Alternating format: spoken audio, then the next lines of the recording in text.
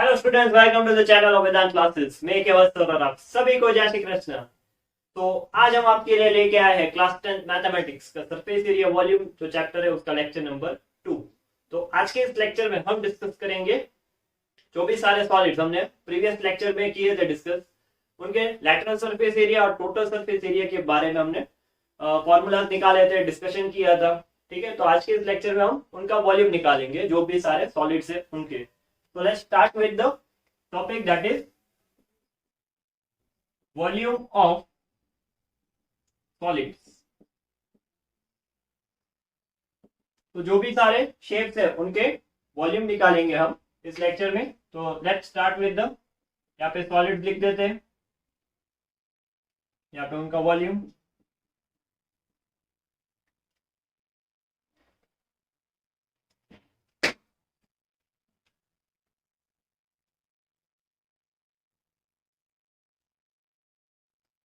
यहाँ पे solid,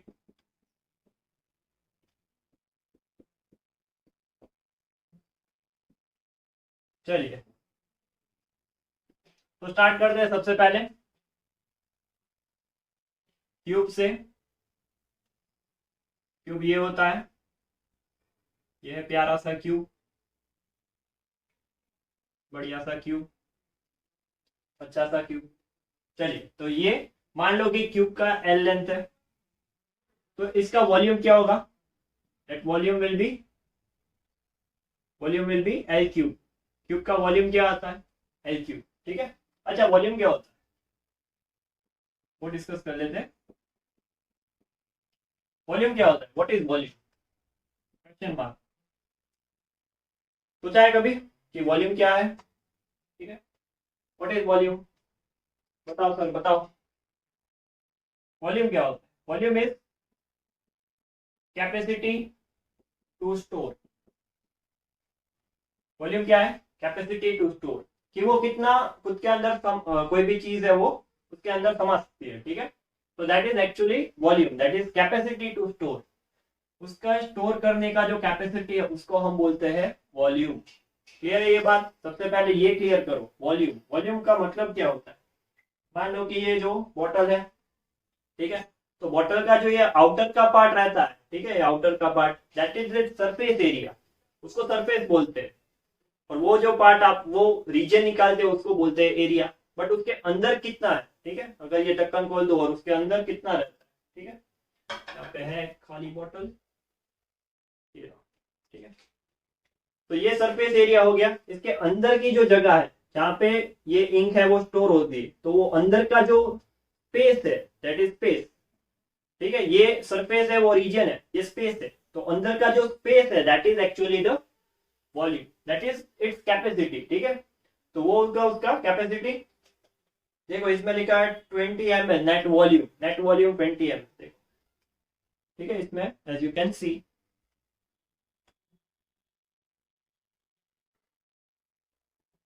net volume 20 ml। तो 20 ml का मतलब क्या है कि वो उसका वॉल्यूम है, वो उतना स्टोर कर सकता है उसके अंदर, दैट इज वॉल्यूम। तो ये याद करना बहुत इंपॉर्टेंट है, या ये चीज समझना बहुत इंपॉर्टेंट है कि वॉल्यूम का मीनिंग क्या होता है। वॉल्यूम का मीनिंग होता है कैपेसिटी टू स्टोर। ठीक है, हम वो ऐसे थम्स अप की बोतल लेके आते हैं कोल्ड ड्रिंक की, ठीक है, सो वो बोतल के अंदर के पार्ट में थम्स अप रहती है, ठीक है, वो जो कोल्ड ड्रिंक रहता है उसके अंदर के पार्ट में रहता है, वो अंदर का जो स्पेस है, अंदर का स्पेस है उसको ऑक्यूपाई करता है, तो उसको हम बोलते हैं वॉल्यूम, क्योंकि वो जो उसका क्वांटिटी आता है वो वॉल्यूम में आता है। ठीक है, 1.25 litre, then 1 litre 750 ml and like that. ठीक है, तो वो है, वो उसके अंदर का पार्ट स्टोर है, ठीक है, वो उसने ऑक्यूपाई किया space, that is volume. So I hope you all are getting the clear cut idea regarding the volume। तो इसका मतलब क्या है वॉल्यूम का? और वॉल्यूम ज्यादातर केस में कैसे निकाल सकते हो? That is actually area into length, that is actually area into length. ठीक है, तो ज्यादातर केस में एरिया इनटू लेंथ के मदद से आप वॉल्यूम निकाल सकते हो। मान लो कि इसके अंदर का, ये क्यूब के अंदर का स्पेस ऑक्यूपाई करना है, ठीक है, ये जो स्पेस है वो, तो ये एक प्लेट कंसीडर कर लो, तो ये प्लेट का एरिया कितना निकलेगा? स्क्वायर है इसलिए एल स्क्वायर। दिमाग लगाना, सोचना, ये प्लेट है, उसका एरिया कितना है एल स्क्वायर। इस प्लेट को अभी अपवर्ड डायरेक्शन में एल लेंथ के लिए मूव करो। ठीक है, मान लो कि यहाँ पे एक प्लेट आ गई इमेजिनरी, ये प्लेट चलते चलते यहाँ पे पहुंच गई। ठीक है, तो इस प्लेट को ऐसे मूव करोगे till the length of L, till the length of L, ये एल लेंथ के लिए उसको मूव कर रहे हो आप। ठीक है, तो एरिया इंटू लेंथ, तो that is actually L square into L. तो वो उसका जो अंदर का स्पेस रहेगा उसको ऑक्यूपाई करेगा इस प्लेट को अगर एल लेंथ के लिए मूव करो। तो क्या निकल के आएगा वॉल्यूम। सो वॉल्यूम ऐसे निकालता है। I hope it is clear. ठीक है, रट्टा नहीं मारना है, समझना है, समझोगे तो लॉन्ग टर्म तक याद रख सकोगे इस चीजों को। देन क्यूबॉइड, क्यूबॉइड क्या होगा, क्यूबॉइड क्या होगा।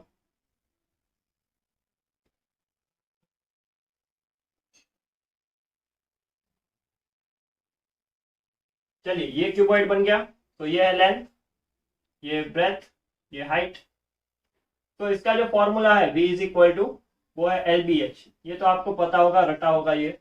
ठीक है, अभी ये कंसेप्ट से निकाल, एरिया इंटू लेंथ के कंसेप्ट से इसको निकाल। ठीक है, मान लो कि ये जो एरिया है उसको h हाइट तक मूव करो, तो एरिया क्या बनेगा इसका, बेस का l इंटू बी। उसको h हाइट के लिए मूव कर रहे हो तो एल बी इंटू एच। मान लो कि ये नहीं कंसिडर करना है, ये हमें नहीं कंसिडर करना है, इसके स्पेस को भरना है तो हम ये कंसिडर कर लेते हैं। तो अभी एरिया क्या बनेगा, h इंटू बी। उसको कितने लेंथ के लिए, एल लेंथ के लिए मूव करो, तो ना लेंथ विल बी एल। तो ये क्या होगा, एच बी इंटू एल। तो भी फिर भी वो एल बी एच ही बन रहा है, इसलिए फॉर्मूला एक है, but you can derive it from the different basis. ठीक है, वो आप अलग अलग बेसिस के मदद से कंपेयर करके उसको निकाल सकते हो। मान लो कि ये कंसीडर नहीं करना, ये फ्रंट वाला करना है, तो वो क्या होगा, उसका एरिया होगा एल इंटू एच। तो उसको ऐसे पीछे की तरफ बी लेंथ के लिए मूव करो, तो वो होगा एल एच इंटू बी, फिर भी एल बी एच ही बन रहा है। तो अलग अलग डायमेंशन से उसको सोचोगे बट फॉर्मूला एक ही बन रहा है हर बार, that is L B H. ठीक है, तो जो अंदर का पार्ट है उसका वो है volume, that is it's inner space. So I hope it is clear. ठीक है, ये फॉर्मूला ऐसे बन रहे हैं, you can derive it for the simple shapes like this cube and cuboid and, ठीक है।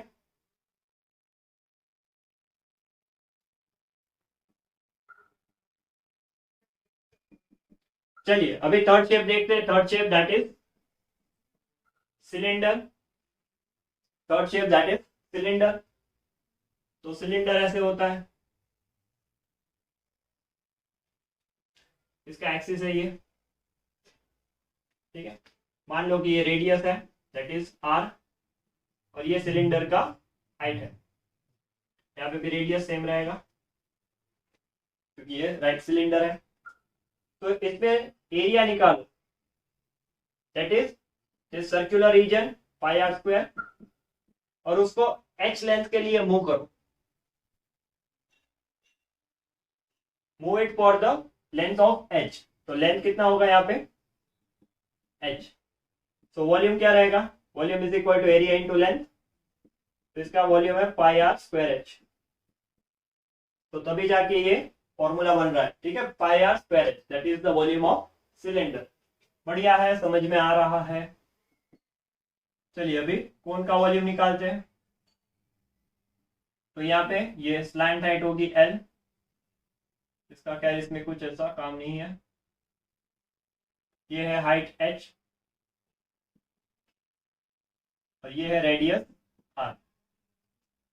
ओके, तो यहाँ पे पाइथागोरस हमने लगाया था सरफेस एरिया में। चलिए तो इसका जो फॉर्मूला रहता है volume of cone, that is 1/3 pi are square h. तो इसका वो 1/3 हो रहा है। ठीक है, इसका क्या है 1/3 है। तो can you say it like this, important note करके लिख लो, volume of cone that is 1/3 times the volume of cylinder. ठीक है, कोन का जो वॉल्यूम है वो सिलेंडर से 1/3, volume of cylinder you can call it as 3 times the volume of cone. Cone का जितना रहेगा उससे 3 गुना होगा सिलेंडर का वॉल्यूम, ठीक है। तो एक्चुअली ऐसा हो रहा है इसमें कि मान लो कि एक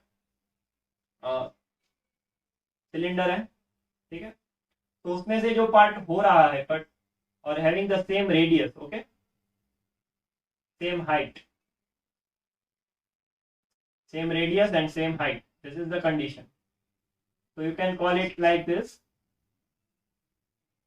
3 ऐसे कोण कंसिडर कर लो, 3 कोण, ठीक है। तो ये for same radius, for same radius and height, तभी जाके ये केस कंसिडर हो सकता है, ये सच बात है, ठीक है।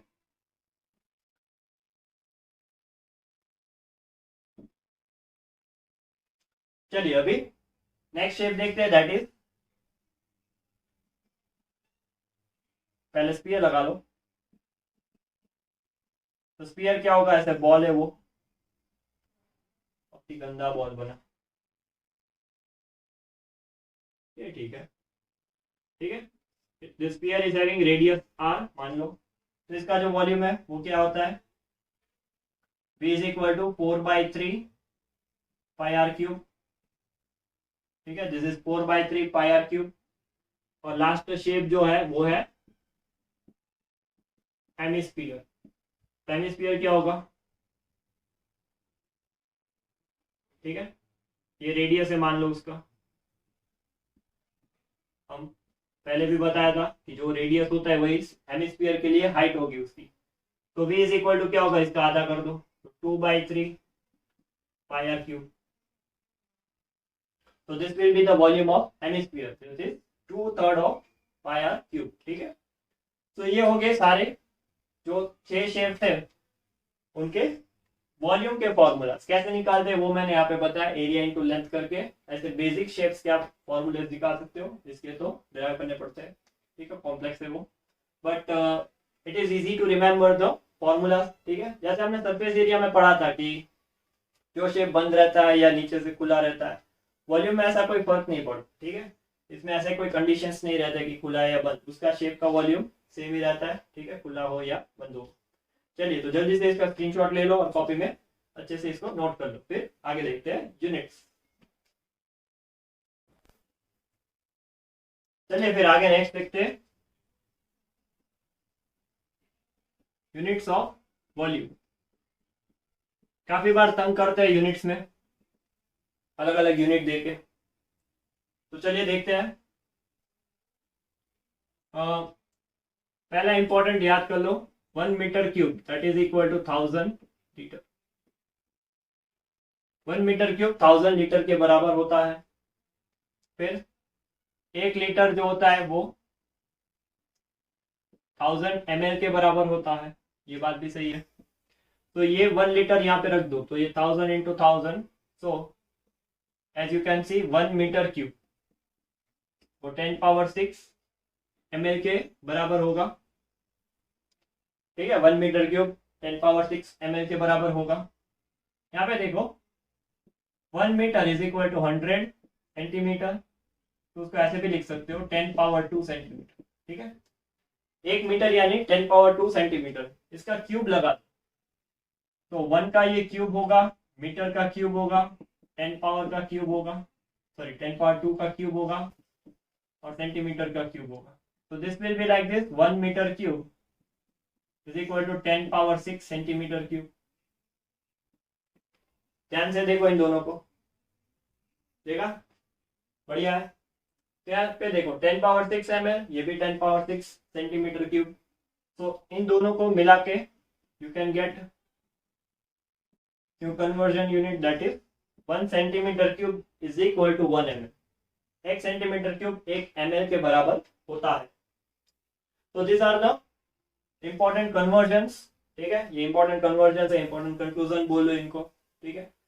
तो ये यूनिट्स है जो क्वेश्चंस में काफी बार देते हैं और you need to keep on the change, क्योंकि अगर आप मीटर्स में वैल्यूज दिए और मीटर में डील कर रहे हो तो final answer will be there in metre cube, ठीक है। अगर वो मीटर क्यूब में आ रहा है तो क्वेश्चन में ध्यान से पढ़ोगे तो लिखा होगा how many litres of this and this, ठीक है। तो हाउ मेनी लीटर्स पूछा हो तो लीटर में कन्वर्ट करना नहीं भूलना है, ठीक है, 1000 से मल्टीप्लाई कर दो हो जाएगा काम। So these are the units of volume. तो जल्दी से स्क्रीनशॉट ले लो इसका, कॉपी में नोट कर लो इसको अच्छे से, ठीक है। चलिए नेक्स्ट एक इंपॉर्टेंट टॉपिक देख लेते हैं, concept of density in surface area and volume. ठीक है, कभी कभी डेंसिटी के साथ बहुत परेशान करते हैं वो लोग, सवाल पूछते हैं, तो वो टफ नहीं है बट बेस क्लियर होना जरूरी है। तो density is equal to mass upon volume. बढ़िया, डेंसिटी क्या होता है, मास बाय वॉल्यूम, ठीक है। Rho is equal to M by V. तो ये फॉर्मूला बहुत बेसिक सा है जो सभी को पता ही रहता है वैसे तो कभी कभी क्या करते हैं, sometimes they ask to find